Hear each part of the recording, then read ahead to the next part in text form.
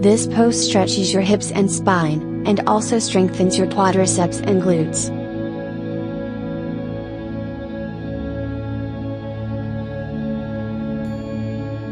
Start in a lunge pose, but with your right leg on the floor. Twist your upper body to the left and extend your arms to the sides. Bring your hands together into a prayer pose at the center of your chest. Press your right elbow against the outside of your left knee and shift your gaze upward over your left shoulder.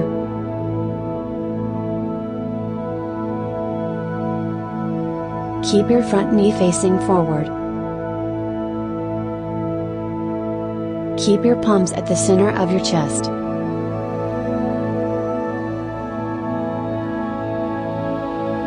Don't let your front knee go over your toes.